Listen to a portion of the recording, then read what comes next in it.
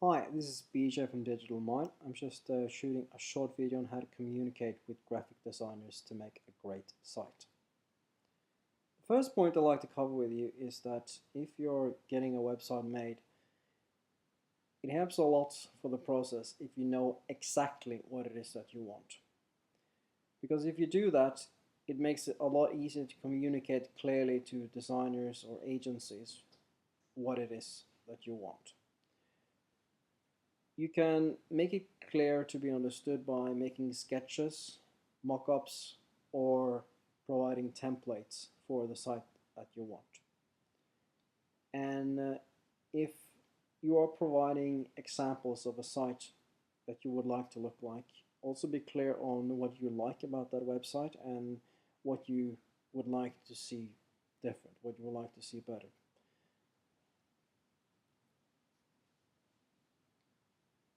Secondly, make sure to write a very clear, specific brief. A brief can be short as long as it is clearly defined. And by that I mean a simple brief could be, we need a WordPress website that has 6 to 8 pages with a simple contact us form. That should be enough for a web designer to understand how much work is involved. Also, it's important that you look for web designers that know marketing. It's very common among web designers to know a lot about how to make something look good, and some know a bit about typography, which is definitely a plus. What you're really looking for is a designer that understands how to design to maximize conversion. So whenever I'm hiring designers, I always ask the same question. What do you do to maximize conversion? 3. Learn to express yourself by using images. Now, designers are per definition involved in a visual art form. So try to learn how to speak designer language. Whenever you are communicating with them over email, try to use words like, this is what I visualize. Um, and also, if it is possible for you, try to be specific by using images, by giving links, by trying to go a little bit underneath the surface and trying to see your project from the designer's point of view. 4. Be honest about your skills. Generally, the less you know, the more you have to pay. If you know nothing about web design, then it might be an idea to go to an agency, which generally have the skill to not only put together a good design, but also put together a good strategy and create the copy that you need. However, if you are on a small budget, then a good alternative could be to use freelancers. Generally, the rule is, however, that you need to be willing to learn if you can't pay. Using freelancers can be a good alternative. However, if you use them, then you end up with taking a bit of the responsibility when it comes to the strategy.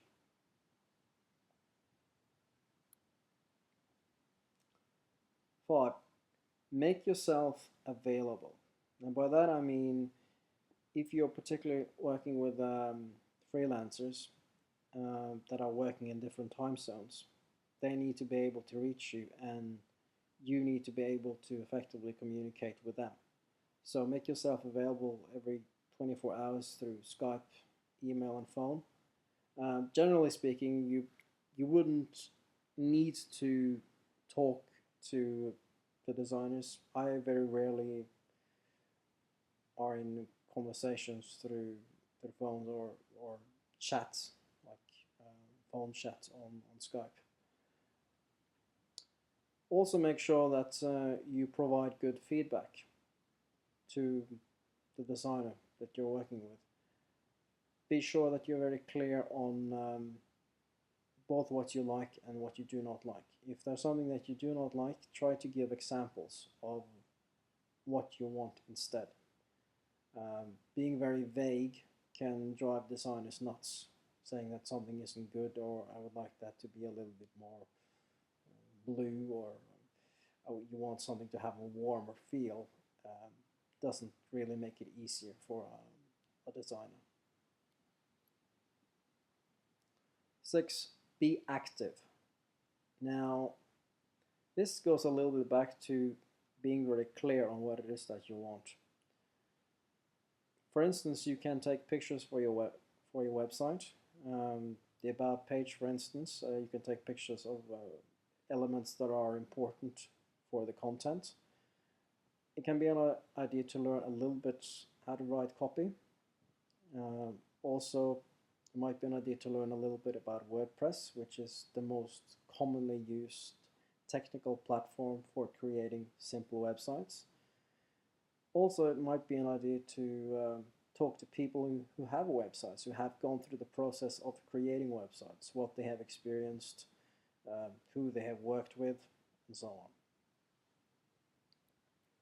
And finally, 7.